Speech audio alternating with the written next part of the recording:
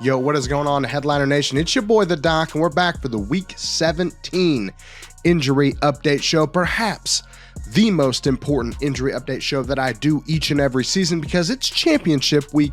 And if you're watching this, you're probably playing in your fantasy championships this week. And we've got a lot of injuries to talk about. For those of you that don't know, though, this is where I, an actual doctor, go through the entire NFL slate, tell you about all the injuries that you need to know about for your fantasy teams so that you can bring home those championships this weekend. And there's a lot of injuries to talk about, guys. So let's jump into it. All right, before we get into the matchups, first we got to talk about a moment of silence. We have 4 guys whose seasons were ended last week due to injury. First up, tight end TJ Hawkinson has an ACL tear and an MCL tear. He's done for the year, potentially has a chance of missing parts of next season as well. We'll have to talk about him more in the offseason as we see how his recovery timeline progresses with this ACL and MCL tear, but big blow for the Vikings. We got running back Ramondre Stevenson finally being put on IR with that high ankle sprain that he had a few weeks ago. I'd say this was about 3 weeks too late, if you ask me, but Ramondre Stevenson done for the year. He can be safely dropped going forward. Wide receiver Jalen Waddle has a high ankle sprain. Left last week's game. The team's already said they don't expect him back during the regular season, so he's done for your fantasy season. And then running back Chris Rodriguez Jr. has an ankle injury and coming off of his best game, maybe of his career, but definitely as an NFL player, 2-touchdown game, already been placed on IR. He's done for the year as well. Showed enough this season to hopefully get a chance at a roster spot next year, but as a 6th-round pick, you never know with those guys, so tough break for Rodriguez Jr. But let's talk about Thursday Night Football. A big blow for a lot of people. Amari Cooper sitting out in this game after coming off a huge Week 16, misses this week due to a heel injury. Not a lot of info on this. I saw him warming up. Didn't look great warming up, so I am a little bit worried if you have a game next week that he could potentially miss that as well. So just know Amari Cooper is banged up right now. Kicker Dustin Hopkins also missed that game with a hamstring strain. They signed Riley Patterson to replace Hopkins. It doesn't look like Hopkins is going to be able to come back next week either. And then the Jets quarterback Zach Wilson out with a concussion still. We'll see if we see him again next week, but again, did not play in last night's game. We do have a Saturday game this week, but not a whole lot of guys to talk about in it. Lions at the Cowboys. Lions, no real injuries really to speak of that we need to worry about for fantasy. As for the Cowboys, running back Rico Dowdle has an ankle sprain, has already been ruled out, so more opportunities for Tony Pollard there. And we got a ton of games in the early Sunday slate. We got 10 games to talk about. Dolphins at the Ravens, a top 2-team matchup in the AFC, potentially playing for home field advantage in the playoffs, and also a matchup of the 2 quarterbacks with the best MVP odds. So really big game here in real life and in fantasy football. For the Dolphins, we got running back Raheem Mostert dealing with knee and ankle issues, has not been practicing. Rarely does he get full work in practice, so I'm not surprised by this. No reports of an injury, though, for Mostert, at least nothing new with him, so I would expect him to play. Running back Devon Achane dealing with that turf toe issue.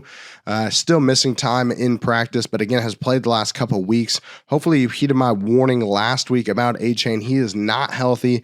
This toe issue is bothering him still, and it looks like his availability in games does not indicate how much he's being used or not used, that is. He is a really tough start for me for fantasy purposes because I just don't think he's healthy. And if he's not healthy, if he's not explosive, it's hard to put him in your fantasy lineups, especially if you're going for the chip. Wide receiver Tyreek Hill, though, going to deal with that ankle sprain, did play last week, played pretty well. Still missing some practice time. He was limited this week, but again, he's capable of absolutely busting open a fantasy championship, so you are putting him in your lineups.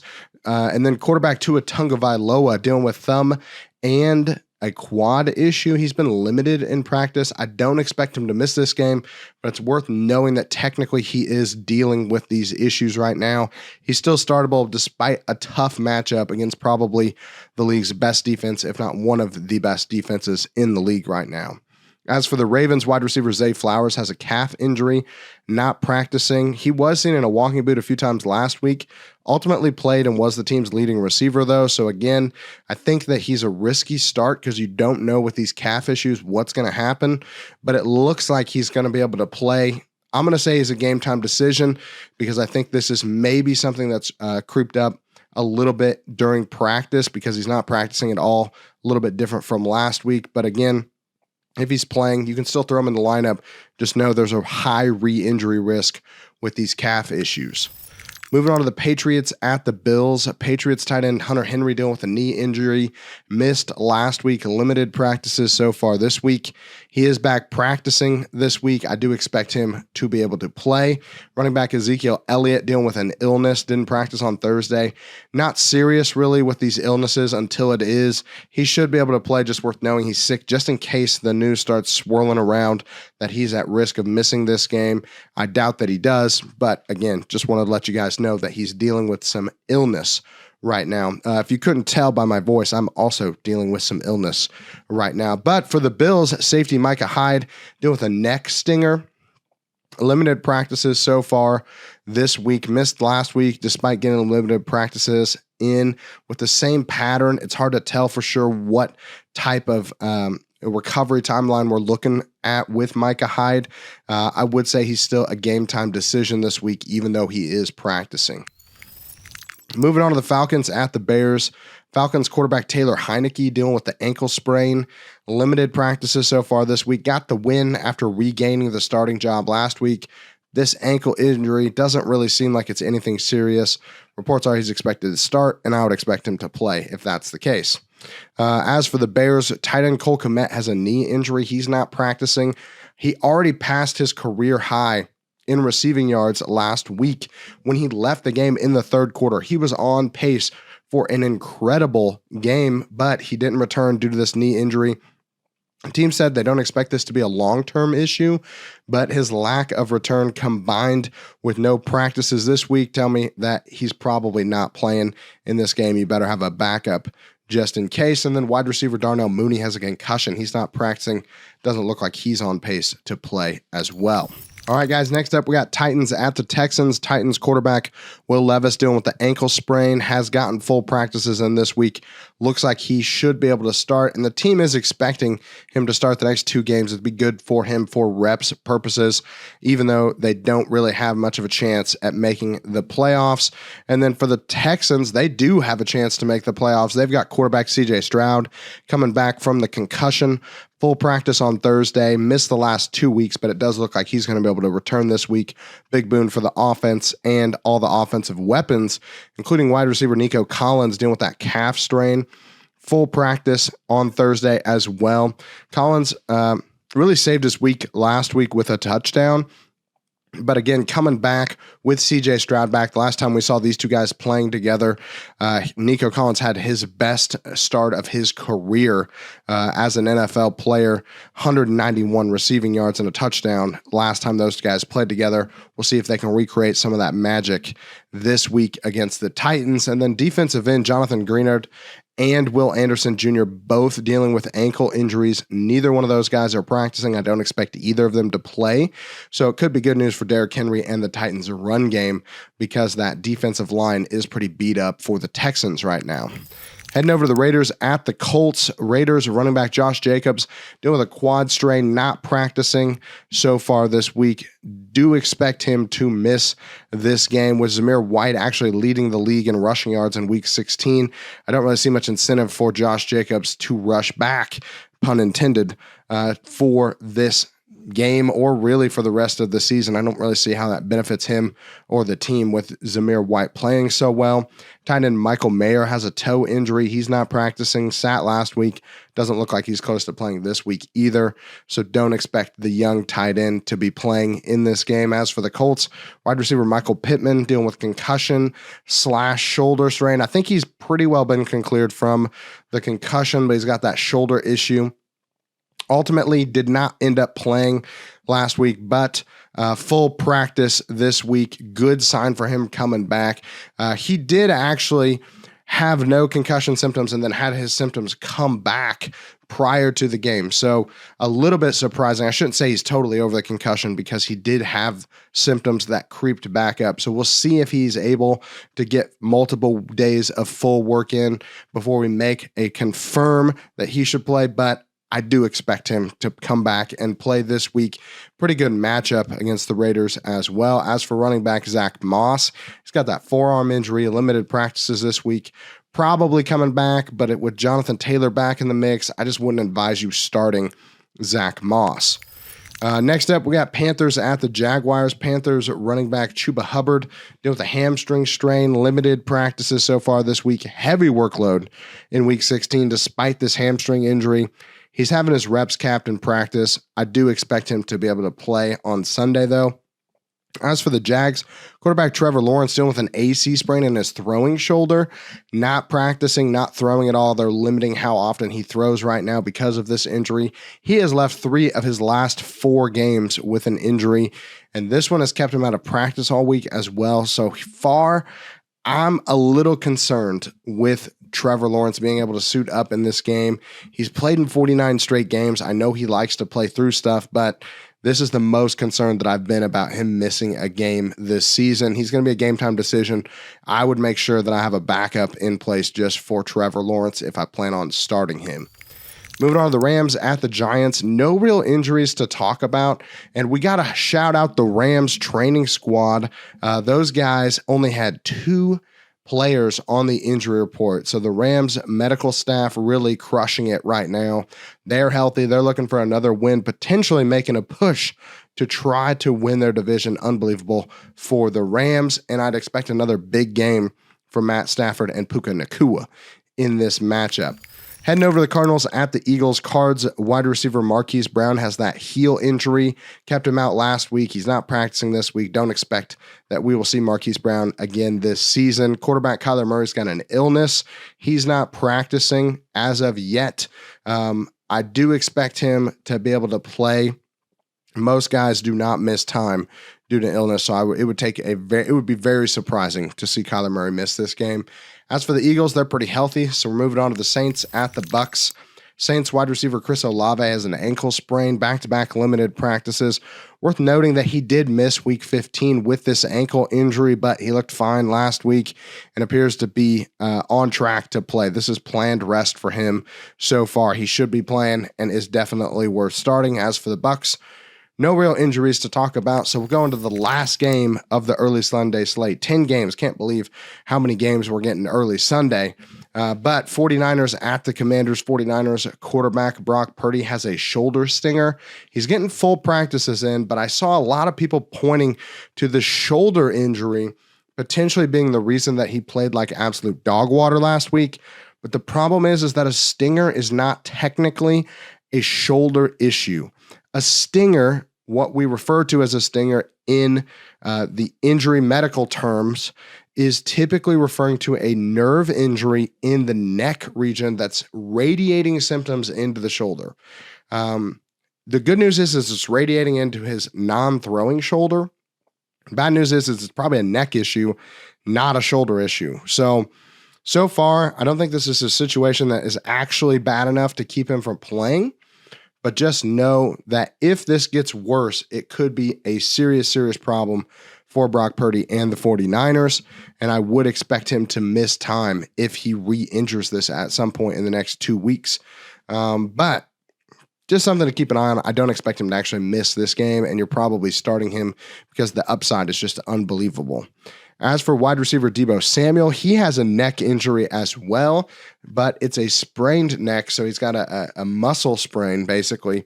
Muscle strain, sorry. Got to make sure I get my medical terms correct.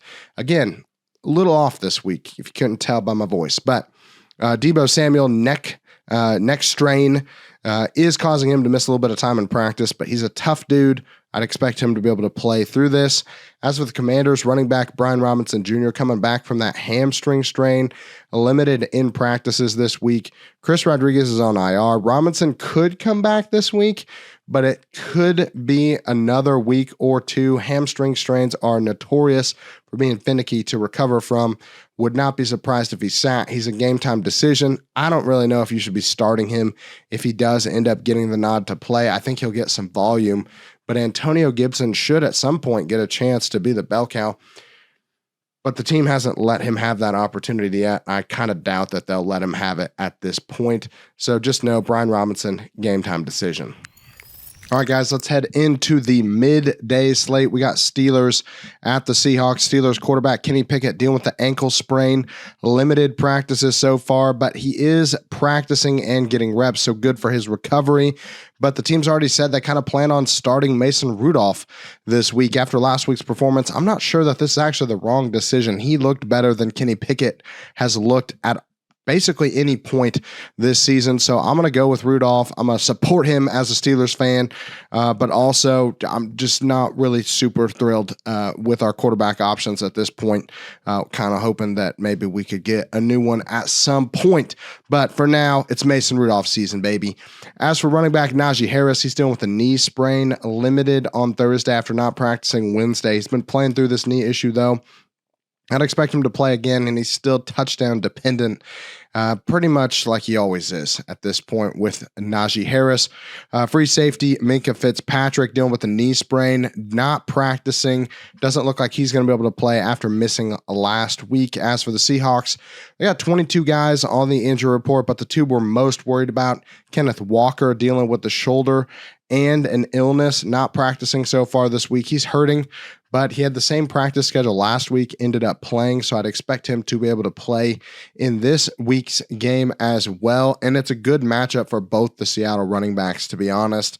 Wide receiver DK Metcalf, though, showing up with a back injury, did not practice on Thursday, was not listed on Wednesday. A new issue technically for Metcalf, but we've actually seen Seattle play this trick before this year with DK Metcalf specifically to get him a rest day on Thursday.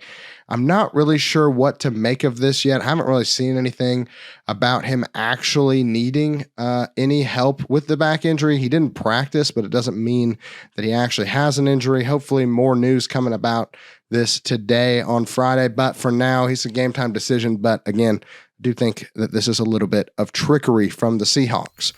Moving on to the Chargers at the Broncos. Chargers wide receiver Keenan Allen dealing with that heel injury. Not practicing.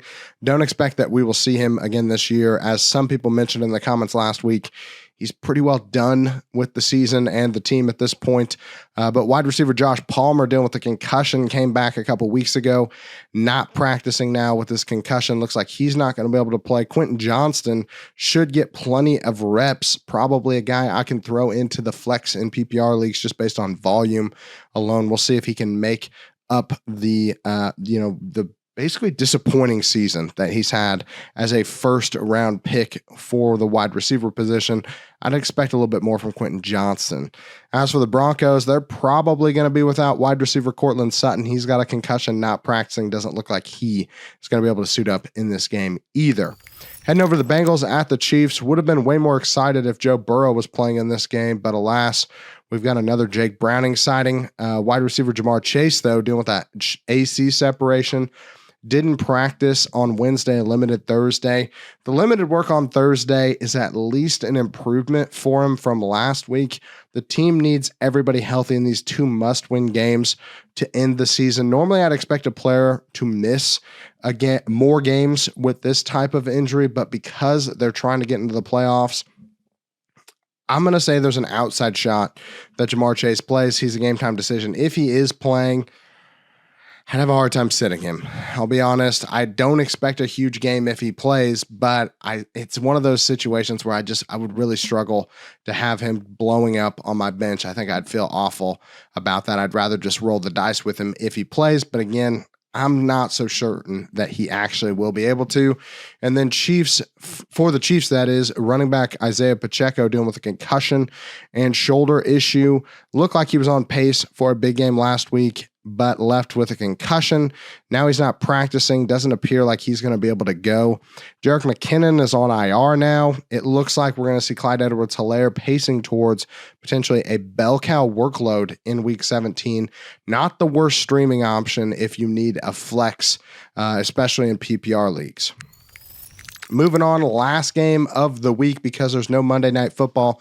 Sunday night, we got Packers at the Vikings. Packers at wide receiver Christian Watson has a hamstring strain. Still not practicing. Still not expecting him to play anytime soon. Wide receiver Jaden Reed has toe and chest issues. Missed last week, but is back practicing. Should be able to return this week. The team is still technically trying to make the playoffs, so I would expect that Jaden Reed would be able to show up for this game.